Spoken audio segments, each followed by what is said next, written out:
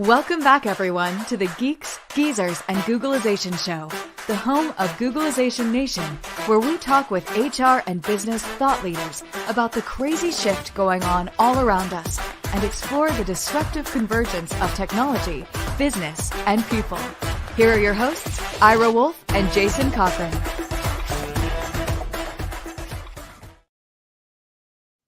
Hey, welcome back, everybody, to another episode of Geeks Geezers Googlization, a show from the People Forward Network. I'm Jason Cochran, and I am hosting solo today while Ira is away on a well-deserved and long overdue vacation. Thank you for being part of Googlization Nation. If you think this is just another podcast, y'all know by now, think again. We are the voice of the most crucial conversations that are confronting business leaders and people today. And our goal is to bring you ways to reimagine tomorrow and explore the impact and convergence of technology, business, and people. Because of you, we are now a top 1% podcast in the whole world in popularity. And we're also ranked as a top 100 business management podcast. And we're also in the top 100 for Thought Leader podcast. So thank you for tuning in every week. And we promise that we will continue doing our best to bring you the best, most insightful leaders and content on the future of work. This episode of Geeks Geezers Googlization is sponsored by our partners at Why Institute, your personal and professional GPS for a meaningful life and purpose-filled career.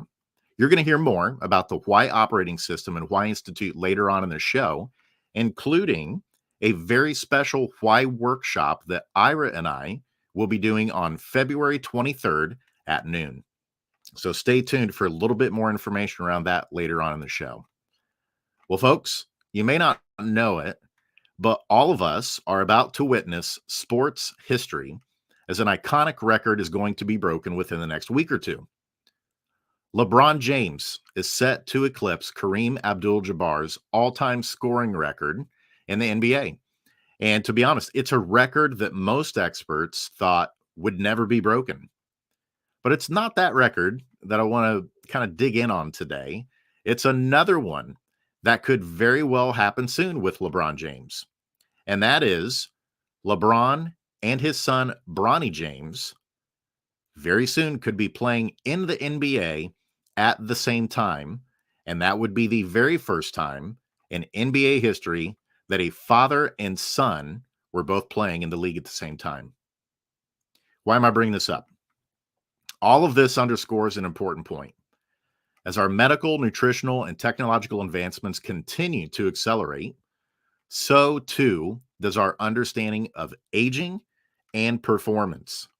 We're moving from a time where 3 generations in the workforce was the norm to now having 5 generations in the workplace at the same time. We never thought we'd see a day when, get this, great-grandparents and their great-grandchildren could both still be working. But this is quickly becoming a very real possibility in the future of work, provided the older generations are doing work that they love and it fits with their abilities in older age. Now, for most of you, this is probably both fascinating and terrifying, just as it is for me. And even more so for organizational leaders as they're trying to understand how do they lead and develop multi-generational teams across the globe, many of whom now are working remotely. Well, we're going to tackle that question with the one and only Lindsay Boccardo today. Lindsay is a business coach and a global speaker on this topic of how to develop strong cultures where you're tapping into the multi-generational talents of people within those teams. But first, before we bring Lindsay on for this discussion today, we've got to get to our popular segment, the perfect labor storm. As you know, on each episode, we focus on a disruptive, surprising, or worrisome trend that we think you should know about. And no surprise, we're going to talk about multi-generational trends here today. So check this out. By 2050, there could be nearly 1 million people in the world who are 100 years or older. Now, just as a frame of reference, that would be double the number of people who reach the age of 100 from what we currently have. And so with this increase in age, we can also expect that there's going to be multi-generational workforces starting to become more the new normal. And also, more than 86% of global companies are saying a multi-generational workforce is critical to their success and growth. According to Purdue University Global, we already mentioned we've got the 5 generations in the workforce, those 5 being the traditionalists, the boomers, the Gen Xers, the millennials, and Gen Z. But get this, just in 2 years, by 2025, millennials are going to make up 75% of the workforce. And that same study revealed that 65% of boomers, they plan to work past the age of 65. So again, we have more and more folks who are seeing that if they're doing work that's meaningful to them and they're in good health, that they may want to continue working even past the age of 65. And then lastly, this one's pretty shocking. This is going to show you just how rapidly things are changing, particularly with skills.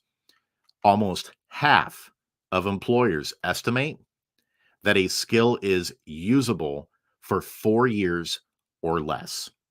This came from a report from the Wiley Education Services Group. So again, half of employers are saying, yeah, once we skill our people up, that skill is usually good for 4 years before it becomes obsolete. So very important that we continue upskilling our workforce and reskilling our workforce. So all that to say, we got lots of interesting stuff to chew on here today as we set the table for Lindsay. So without further ado, let's give a warm Googlization Nation welcome to the one and only Lindsay Boccardo. Hello, welcome. Thank you for I love that I'm welcoming myself. Thank you for having me, Jason. I love being here with you. Well, absolutely. And we want you to make yourself right at home there. I love that, Lindsay. Absolutely. And so you and I, we both are from Indianapolis. And so we got to have coffee a few weeks ago, which was awesome. And I don't know if it was the same for you, but for me, when we were talking, it just was like, wow, somebody who gets me, who gets what the path that I'm on, doing very similar things. So would love to start off with this. Share a little bit about who Lindsay Boccardo is and the work that you're doing in organizations around building multi-generational teams. Tell us about yourself and this work. Yeah. Well, I came to Indianapolis by way of full-time ministry, actually, as a musician. And I did that for my first 5, 6, 7 years here in Indianapolis. And, you know, my drive was really to create something, art, music, experiences where people could come and think more deeply about their lives. And we were using music as a avenue to do that. And I love that work. Like any good rock band, we broke up within 5 years. Right. And, you know, in that moment, I thought, what do I really love about music? I'm a drummer. I do love playing the drums, but my body was really starting to feel the wear and tear of travel. And I really found myself saying, I actually look forward to the conversations I have before the show and after the show more than I do clicking off and getting the music started.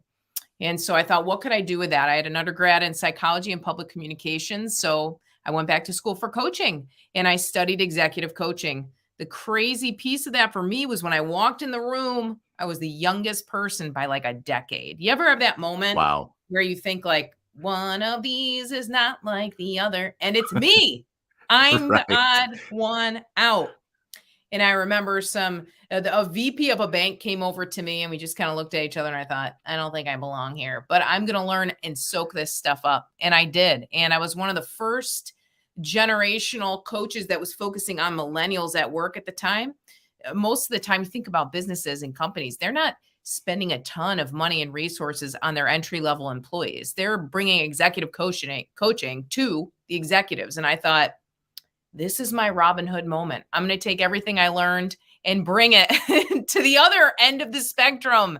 And that's what I did. And I had a program called Unleash My Career. And I was coaching millennials, a whole group of clients. I was doing group coaching.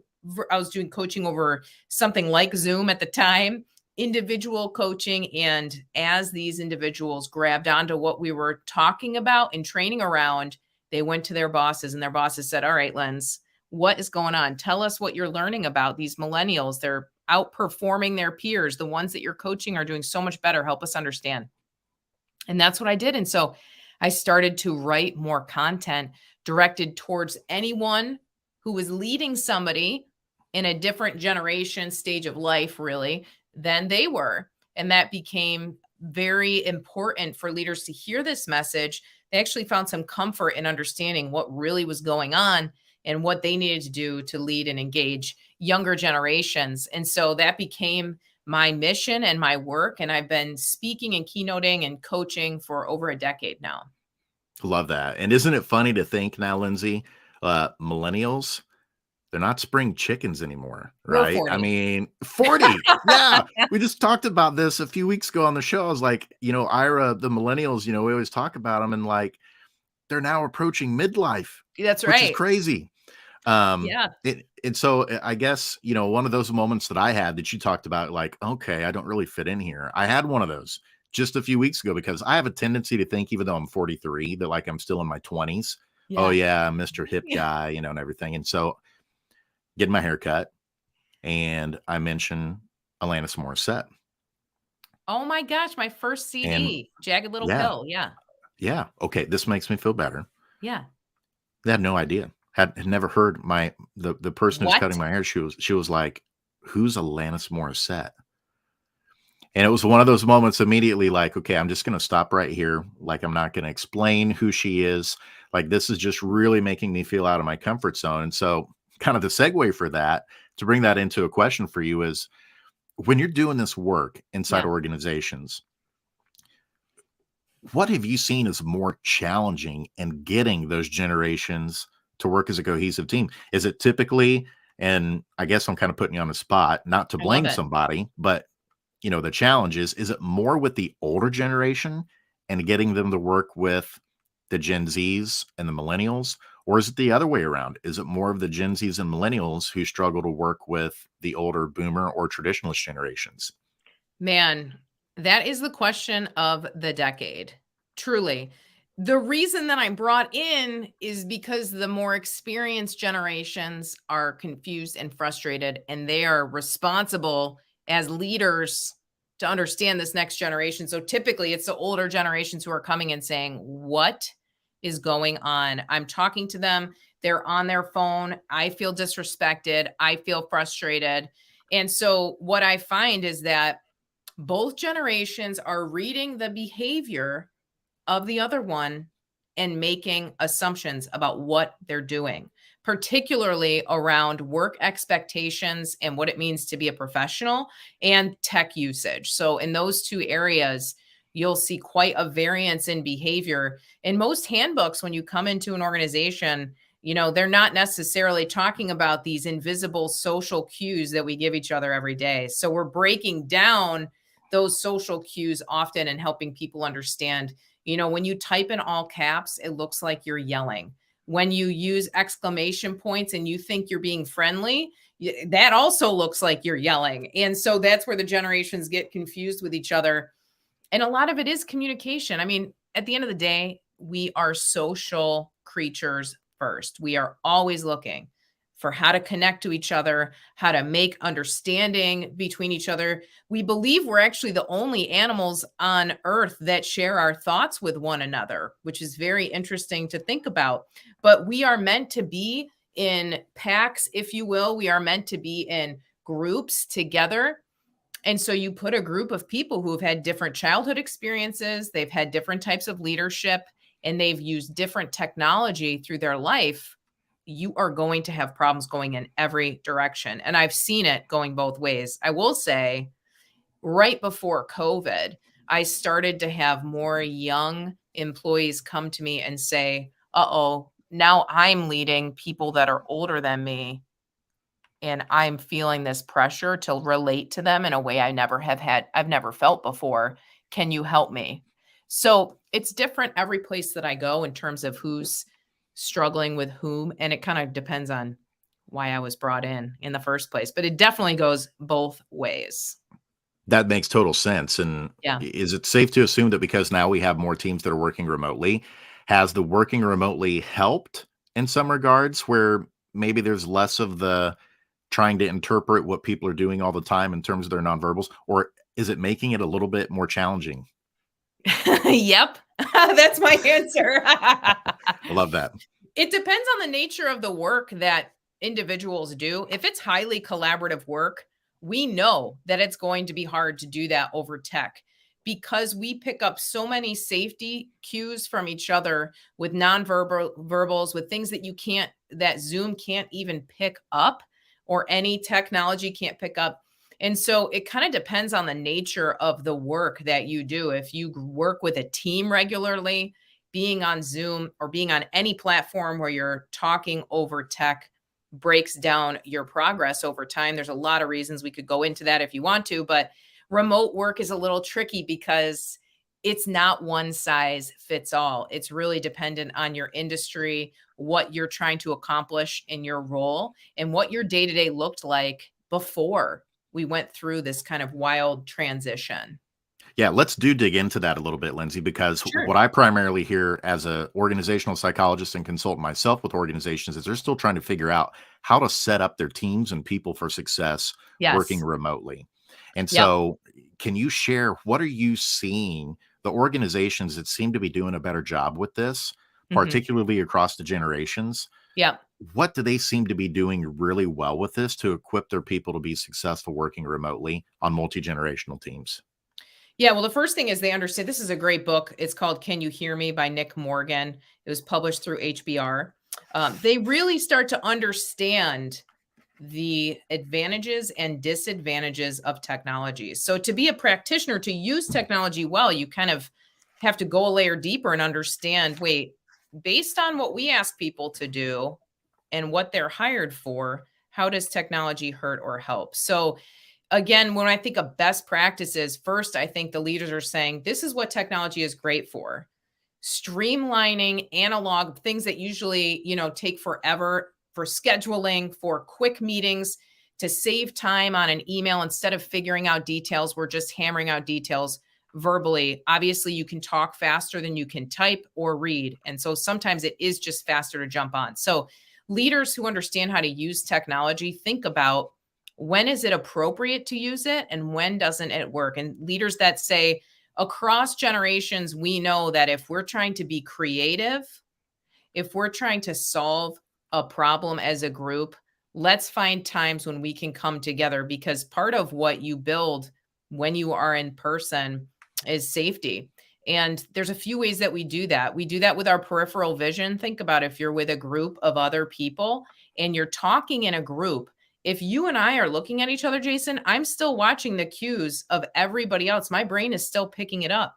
When we're in person, we also fist bump now, but sometimes you'll hug, you'll shake hands, you'll spend a little time in physical proximity where okay, I am safe with this person. We also don't have the same delay. There's a micro delay when you and I are speaking over technology. And in that micro pause, Nick Morgan in that book, he talks about our anxiety starts to rise. We get this cue that, maybe you think my idea is dumb. Maybe this is a bad idea. Oh, and now Jason responds and I can calm down again. And so we end up going through this kind of roller coaster more than normal, just because of the natural lag of the internet, of technology. And so I see leaders that are doing this really well cross generationally, choosing strategically what to do on tech and what to do in person. And there's been a lot of research in the last few years about how often folks need to come together to maintain a base form of what we might call culture. Gallup at one point said it was at least 20% of the time you had to be in person. But this number, because of COVID, is shifting all over. And so you'll see organizations responding in that way and trying to figure out, how often do we need to really come together in person? And in this type of role, in this type of company or organization, can you really be fully remote? It depends on what's being asked of you. Absolutely. And a follow-up question to that we just got was, is it the tech that makes communication difficult, or our inability to use the tech effectively at times? That's a great question, because I think it's the way that we code our language. So if you were to look at even how a Gen Z codes when they type, coding, let's use a really silly example, emojis. A Gen Z, if they think something's funny, they will show the skull emoji. Like, it's so funny, I'm dying. That's kind of the joke, right? A Interesting. millennial or a Gen Xer will they do like the head tilt with the tears coming out sideways, like, Right. And so what I see happening is that technology allows us to code our language and emotions differently. And whatever technology you grew up with, you are probably the most comfortable with. It's kind of like, we were talking about Alanis Morissette. There's been research done that the music you listen to in your teens is still the music you prefer. And there's a sense that it's kind of gotten built into your nostalgia. It's built into the way that, we all are typically nostalgia of our childhood. We have nostalgic feelings about it, even if it wasn't perfect. And so I think that's part of what I see happening is you've got these younger generations growing up with, for example, Gen Zs having social media. Gen Xers, we didn't even know what that was. Millennials, we barely had that. So they're growing up with a totally different way to code their language and their experiences. And that's part of, I don't know that we're misusing it. I think it's actually the human brain applied to technology that is viral, where everyone can talk to each other at the same time. That's just absolute chaos between generations in communication. That's fascinating. And so I guess the follow-up question would be, there's two of them here. Number one is, have you tinkered at all with Chat GPT? Oh yeah, I was using it today. Yep. Okay. And so perfect. A follow-up question to that would be, has Chat GPT entered the conversation in terms of trying to bridge communication between the different generations in terms of how they communicate best together? Like, could you queue something up like a prompt in Chat GPT, like if you're a millennial or a Gen Z, to be like, tell me how to chat with my boomer boss on this topic? You could totally try it. There are warning. This is new software that still is being worked out.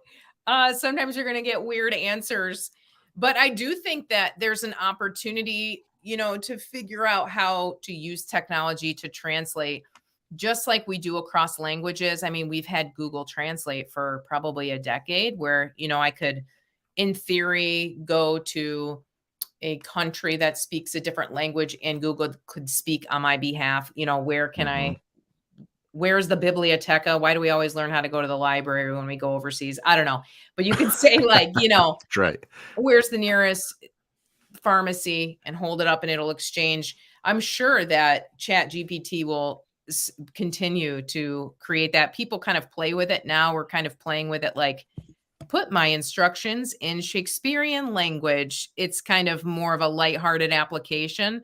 It'd be very interesting to see if you used it across generations. I think the power, though, that we all have is to actually learn each other well enough that we're able to have those conversations. And fast is not always better. And sometimes when I'm coaching inside of organizations, I see the emphasis on speed versus depth versus, do we actually understand each other?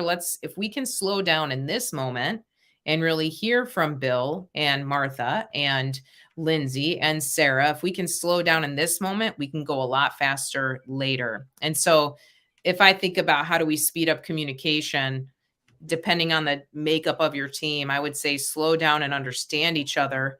Sure, try Chat GPT, see what happens, but really start to understand each other's backgrounds and why you think the way you do, so that you can ultimately move fast together with trust in the equation. I love that. And kind of sticking on this topic of the technology and kind of the way things are changing in the future. You heard at the top of the show just how much things are changing. We now have 5 generations in the workforce. We had Stephen Kotler on a few weeks ago, and I know I mentioned him to you when we had coffee about how the science is showing us that we can train for old age, that we don't have to turn 65 or 70 and just be couch potatoes and just watch TV shows, that you can still retain 70% of your physical and mental abilities and still, if you're passionate about it, be doing meaningful work if you want that to still be part of your life. That's right. And so thinking about those changes, what does that look like to you? I mean, to me, this is fascinating, but is the communication going to be the biggest challenge? Is it going to be reskilling people in this future of work? What are some of those challenges that we're going to have to really understand and do well in order to be able to function in our organizations and try to make sure we have the right people doing the right jobs? Oh my gosh. That's a really important question to be considering. And my brain goes a million directions when I think about the human lifespan extending, when I think about people working longer, maybe out of necessity as well, not just for preference, but if all boomers are going to retire or they can retire by 2030, I just don't think they're all going to retire. I think they're going to let their 401k plan build a few more years. So I think it's interesting because my brain could go a million ways, but when we talk about how our lifespan is going to impact and where we'll have the biggest challenges, I do think technology is a big part of that. And it means that our brains, even as you and I resisted TikTok. TikTok is like a drop in the bucket compared to where we're going, And so when I think about those of us who've kind of already grown up and we're in our later stages of development in adult life where we want to make our mark on the world and we want to leave a legacy, part of what we have to do is think about how open am I to the way that technology is changing how we connect to each other. And I do think that will be the belief itself that I'm kind of done learning tech, this is like beyond me, or the judgment that the next level of technology is morally abhorrent or evil, that kind of mindset where we resist change will only be a detriment to your career and to your connections in the world. And so I do think technology and communication is the biggest one. I'll tell you, the longer somebody has lived, if they've reflected on their life, I believe that they are extremely valuable to their organization, to their family, to the flourishing of humans, because there's some wisdom that can't be microwaved. Some wisdom comes with going through true developmental stages in life. And so do you ever notice, you remember maybe when you would sit down and talk to your grandparents or even your parents, and you would tell them something that felt huge, so stressful, so overwhelming. And they would say something like, yep, that's how it goes. Like, that's going to happen more than this one time. This is just part of life, kid. They would say something like that. I'm starting to understand what that means and the value of living enough life and knowing how much can change over a lifetime, that things just don't phase you and you're able to move through them and keep growing. So I would love for older generations to stay at work and bring their wisdom, their life-earned, hard-earned wisdom. And I'd also love for them to be open to technology and not allow this negativity about it to creep in. I love that. The experiential wisdom, like you said, the neuro research is really clear on it, that's something that doesn't peak until your 60s.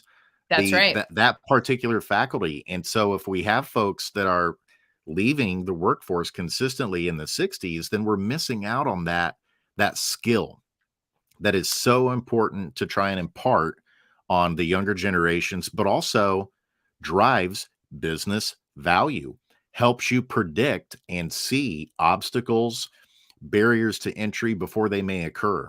That's exactly right. We absolutely have to treasure that and do everything we can to be recruiting our older generations to also stay in the workforce, just like we're trying to recruit the younger generations. But the other side of the coin is, and we're going to take a break here, but I'm going to do this as kind of a little teaser here for you to chew on.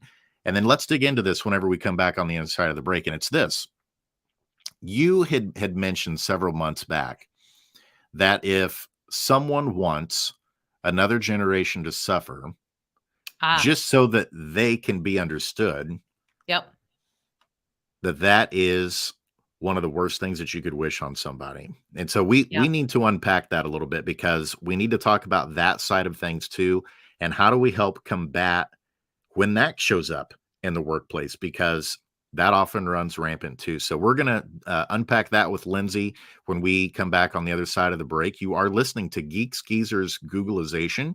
We thank you for listening to the show, and we will be right back after a 2-minute break. For most of us, change is freaking terrifying. And unfortunately, there's no app to adapt. That might change in the not so distant future. But for now, we're on our own. That means we can either accept our default future or reimagine our tomorrow. For those of you who choose default, good luck. Just remember, there's no pause button for change.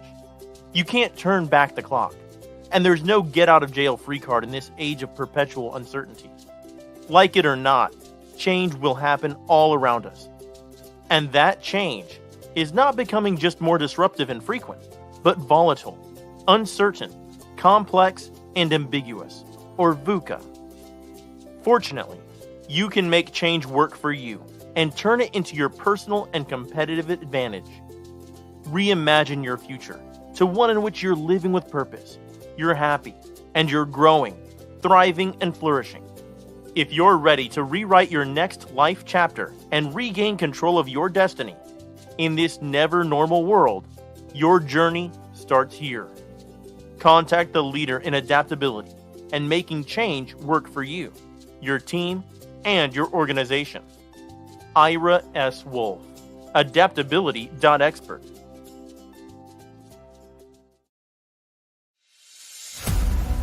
There's a certain kind of coach who believes what we believe, who leads people to greatness, who gets people unstuck, who unlocks all of your passion. A coach who helps people discover what drives them, to tap into their superpowers. That knowing your why is the first step to untap potential, to focus, to breakthroughs. A coach who's looking for a better way. Are you that coach?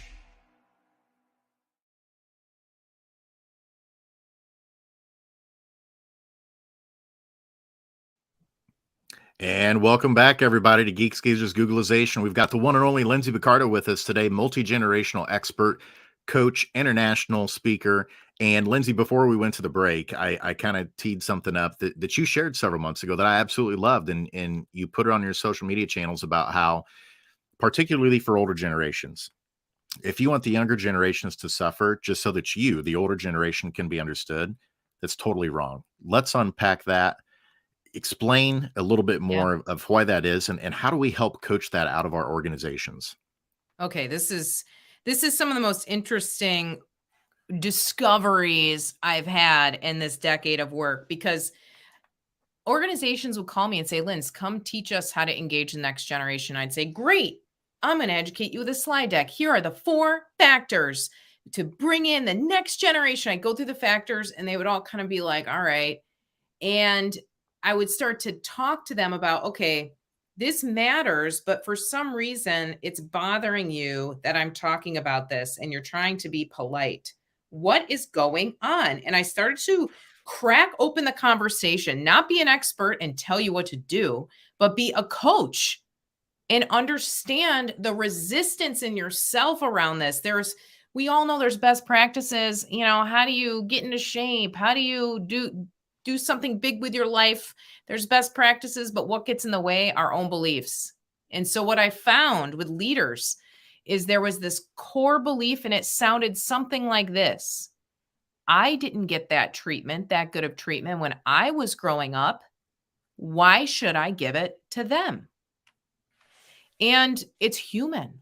Isn't that so human? I didn't get that. Why should you get it? Kids these days, you all know these tropes. Kids these days, they have it so easy. You go on and on and on. And I found as a coach, that is the piece. There's a part of us that believes that we have suffered and got to where we are partly because of the suffering we've endured. And if the next generation doesn't suffer in the same way, something is wrong. They need to go through that and they need to be in pain. And what I started to understand with the help of psychologists and therapists is that part of how we understand ourselves is by seeing our journey in other people. So we're mirroring into younger people's lives the type of suffering we had. And when it's not equal, man, life is unfair. It doesn't feel good. We want to be seen and understood in what we went through versus preventing pain and suffering for the next generation. I don't even say this as like a condemnation. I'm really just saying it as this was a discovery I had with leaders is this common attitude of, you need to go through what I went through to become who I am. And it's going to be painful and you're going to suffer. And if you don't, this is unfair to me. And so we started to talk about, okay, what if we found in the workplace that there was a toxin in the paint that when you breathed in your whole life shortened your lifespan by a decade? Would you want us to go ahead and clean out that workplace and repaint it so the next generation doesn't lose a decade, or do they deserve to lose a decade as well? And I started to take this kind of emotional lever and move it into the physical world. And all of a sudden people said, no, of course you should change the paint out. They shouldn't die young when we've made this discovery. Well, this is all the incredible work that you're doing, Jason, is you're figuring out what are these toxins that are happening on a relational level, on a psychological and emotional level at work, that's slowing people down, causing unnecessary suffering, causing distraction and pain between teammates. Wouldn't we want to eliminate that? So some of it is helping leaders reframe, look, it is our responsibility, not just to keep people from physical harm, but psychological harm as well. And if that's tough for you, that might be a sign to have some therapeutic intervention. That might be a sign that it's time to listen to parts of you that are young, that don't feel like they were cared for, but really trying to make this transition out of, oh, millennials are snowflakes. They want a hug. They want us to help take care of their puppy, all these soft, and say, this is really about safety. And because we're social creatures, it's also important not that we have physical safety, but that we have social safety at work as well. What do you think about that? I'm really curious. I Jason, love it. I think you're spot on there. And I mean, not to make light of it, but I'm going to inject a little humor onto it also here. But are you a fan of Seinfeld? Oh, generational problems here right now, right here and right now. I barely was old enough to watch it. Okay. So for me, I grew up watching Seinfeld and absolutely loved it. And I'm telling you, I'm starting to think maybe part of the coaching that needs to go on is we need to have the airing of grievances as part of Festivus that goes on, of, being able to say, these are the problems I have with you or your generation. Just get it all out and let's have some therapeutic intervention here and be able to move past it and work together as a team. That's it. But no, setting all that aside, you're absolutely right. Deep work is what it takes. And I think for too long in business, we've focused on the deep work when it comes to the nuts and bolts of work, right? We care about our product. We care about our service. So we're going to get as scientific as we can in terms of our go-to-market strategy, how we take care of our customers. But for so long in the business world, we were able to get away with still being able to attract and hire people without having to really focus on employee experience. And what is the culture that you actually have? How do people feel connected to the work? Are they connected in healthy ways? We're now in an age where there's no going back. That's right. We have to become just as scientific, just as therapeutic in the, I don't like this word, but I'll use the air quotes for those who aren't watching and are just listening. Air quotes, the softer skills of being able to work with people. And, we talked earlier about how technology in the future is rapidly changing, that the research we shared at the top of the show, that half of employers are saying that the skills that their people have will be obsolete within 4 years. Yes. The thing that will never change over the history of time until the world ends is the ability to equip and work with other people cohesively toward a shared common goal. That's that right. will never change, regardless of how the future changes. And I think it's finally refreshing that those aspects of running a business, of creating a culture, of focusing on the employee experience are finally being given their due parity in business and are seen as table stakes just as much as having a very clear go-to-market strategy, just as clear as important as having a succession plan in place for your leadership. You cannot and you will not survive in the future of work if you are not focusing. Everyone, I want you to hear this. If you're not focusing on the things Lindsay's talking about today, the coaching of how to be empathetic doesn't mean you got to agree on That's everything. right. That's not what she's saying. But you've got to step out of your own experiences and your own understanding and consider that other people don't think that same way, and still be able to work with them and say, God bless you, whatever. I don't totally agree with that, but that's not going to become a detriment to us being able to work on this shared common goal and be able to get it done and do it to the best of our ability. And I think because of you, because of the Stephen Kotlers, because of the Chip Conleys of the world, these things are no longer being viewed as, I'm using air quotes again for those who are listening, alternative forms of medicine, so to speak. But no, Yes. this is preventative health for your organization. And I'm glad that it's finally starting to get its due. Yes. One of the other comments that we just got here was one of the listeners today said, some wisdom can't be microwaved. They're pulling that quote from you. You shared Yes. that today, Lindsay. So Yes. make sure you write that down and you put that in all of your website and marketing collateral. That's an absolute gem among the many that you've shared today. But as we start to wrap things up here before too long, one of the questions that we always love to ask before we start getting into the lightning round is, what's something that I should have asked you today on this topic that I did not?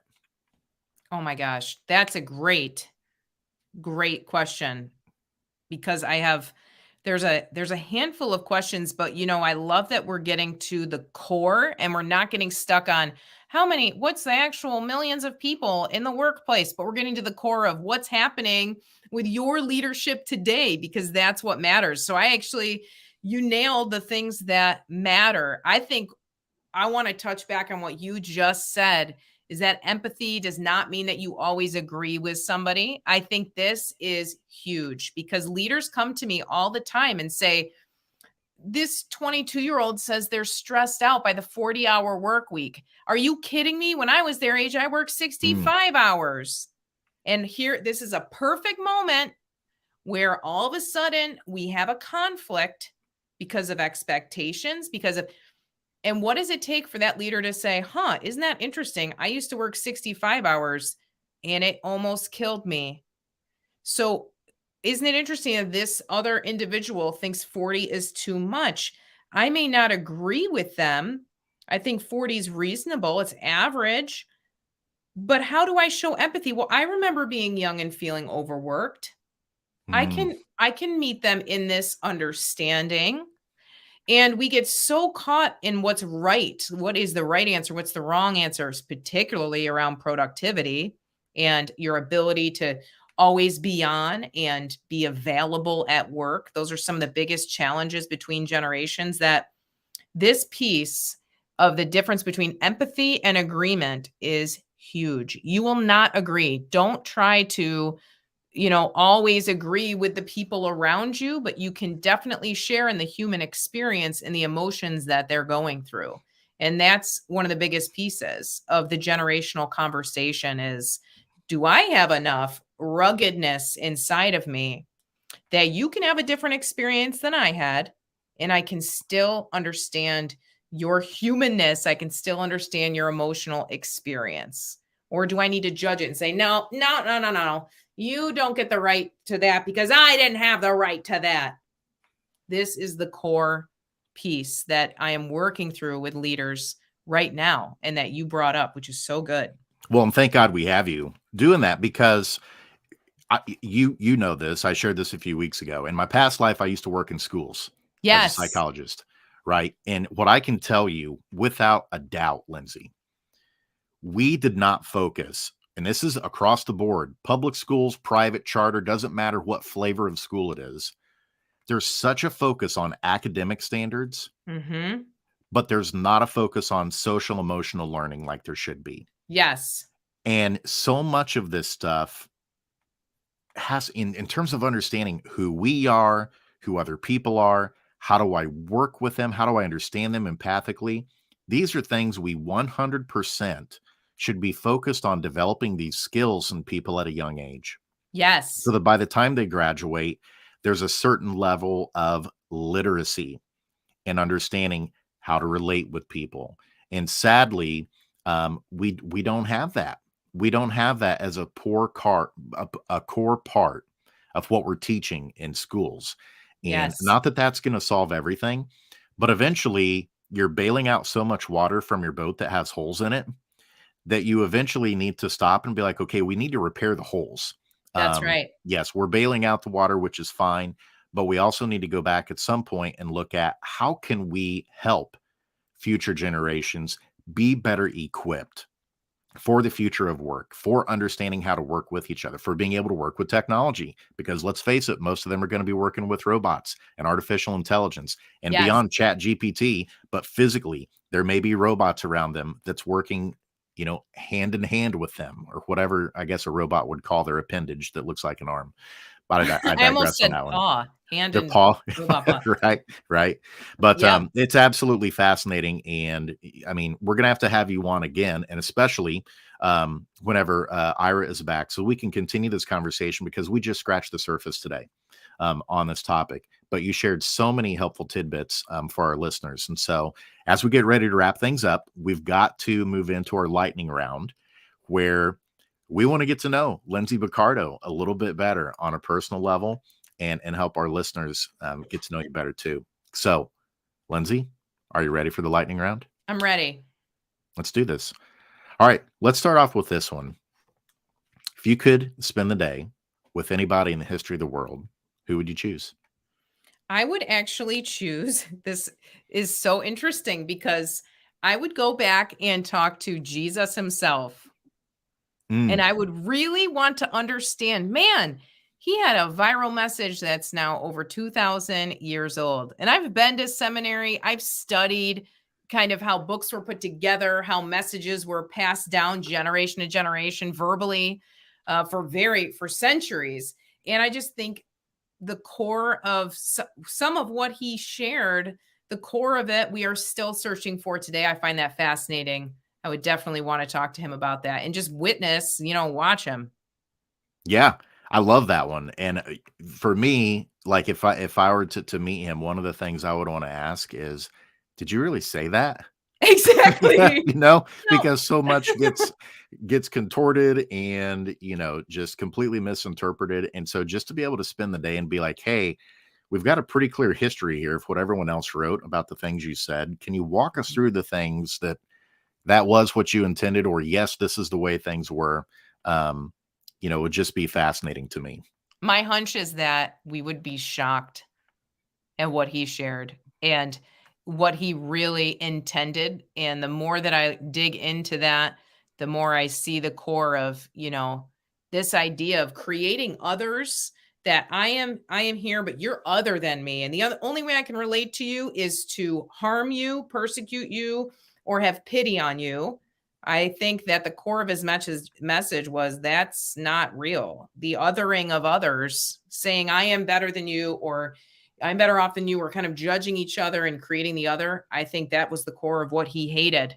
And I would love to hear his perspective on that and see what he has to say, because based on his behavior, that's what I see. Yeah, that'd be fascinating. I think he was more of a rebel than what people tend to think. That's exactly right. That's right. How about this one? We know, well, I guess I know, our listeners don't, but you got a little bit of a music background. You mentioned playing drums and things like that, and being a director at the School of Rock. So we've got to ask you this. How about a favorite song or a favorite band for you? Paramore is a chick-led rock band by Hayley Williams, and her band is awesome. They just put out some new music. They're coming to Indy in a few months. Of course, I got tickets, but they have an album called Riot, and it is fantastic. It's my favorite album to play the drums to. It's my hype album. I love it. I also am a No Doubt girl from the 90s.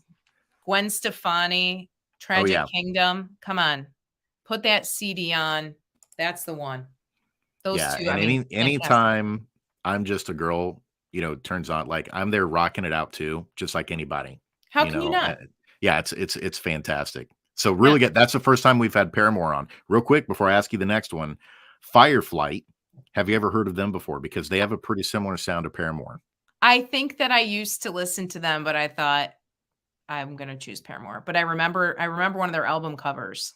Yeah, good stuff. This is taking us back a little bit here. I love it. And then how about if there was, let's say that you you won the lottery Yes.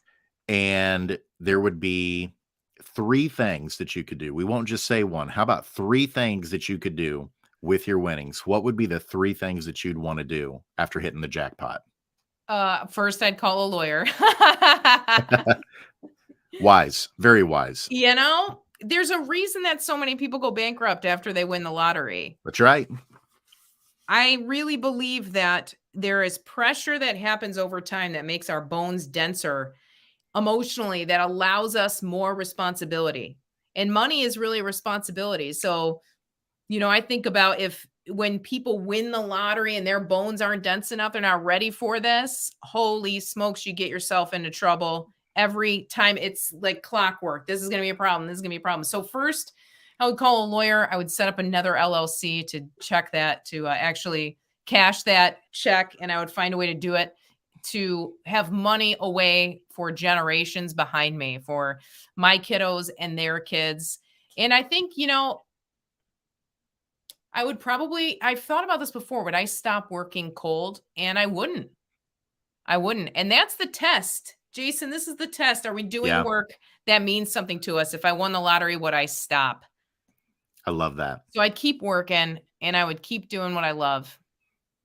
I love it. Absolutely. And so that kind of goes into this last question here too. We've been talking a lot about multi-generational understanding and tapping into that power. And so let's flip that on its side here.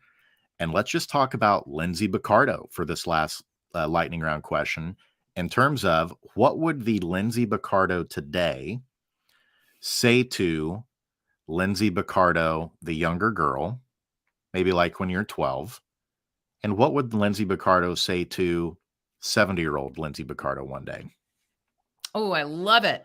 I think if my 12-year-old self saw me, she'd be like, yes, you still wear basketball shorts and cut-off t-shirts and Nike sneakers.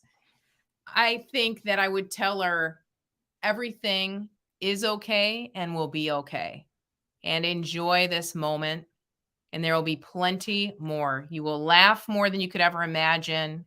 You will go through challenging times, but I'm telling you, be true to yourself. Be ruthless about being true to yourself. That's what I would tell her. And I think she'd be surprised at where we've ended up, because my definition of success as a 12-year-old is very different than my definition of success now. And then I think my 70-year-old self, well, she'll be a hologram probably at the rate that we're going. So, right. And I'll be able to time travel back to this moment and freak each other out. But I think by the time I'm 70, I think the main thing I'm going to care about is if I left a legacy, and not money. I really, Mr. Rogers has this quote. I just posted it today. I've got to share it if I can find it really fast. It's something along the line. It's something along the lines of, okay, I've got it. Nope, that's not the one. Okay. It's basically love first, success second, something like this. Love first, success second, always in that order. This is why it's so simple and difficult. So I think about when I'm 60, I'm going to care if people felt loved when they were around me, and everything else is second to that. And I think, the moment I became a step parent a few years ago, that started to get very crystallized. I went from kind of a bachelor running around doing my thing, caring about my career, to these deeper levels for myself of self-understanding and love and connection. And, I think that's what I'm going to care most about, is if the people that, grew up alongside me still want to be around me. I think that's what we're going to count as success, is continuing to love and evolve and think about what matters most each day, not getting trapped in the hurriedness and the hecticness of life. I love that, Lindsay. And so, folks, you've gotten a front row seat to Lindsay Boccardo today. And so I hope that you get an opportunity to see her out on the road. She is a keynote speaker at many global events all across the country, as well, and that you get to see her and hear from her, because she was just as fantastic as she was today, and insightful and brilliant. And so if you have any needs, leaders, you're trying to figure out, how do I help lead and guide our generational workforce to be able to work better together, you need to talk with Lindsay. She does live trainings. You can go to practicewithlindsay.com to learn more about the live trainings. And then you can go to lindsayboccardo.com as well to learn more about all of her different services and offerings. So, Lindsay, we can't thank you enough, honestly, for joining us today and sharing your heart and your soul with all of our listeners and helping them learn some things too today. Thank And you. so Thanks for having hopefully, me. yeah. And this will be there will be a part 2 eventually as well. And so we'd love to have you back on the show sometime in the future. Thank you. I'd love that. I really appreciate being here, and wish Ira the best as he gets a well-deserved break. You did a Absolutely. great job carrying the show, Jason. You nailed it. Oh, no, it's not the same, but you helped me, Lindsay. You did a tremendous job. So thanks so much, Lindsay, and we'll be seeing you again soon. Sounds good. Thanks, everybody.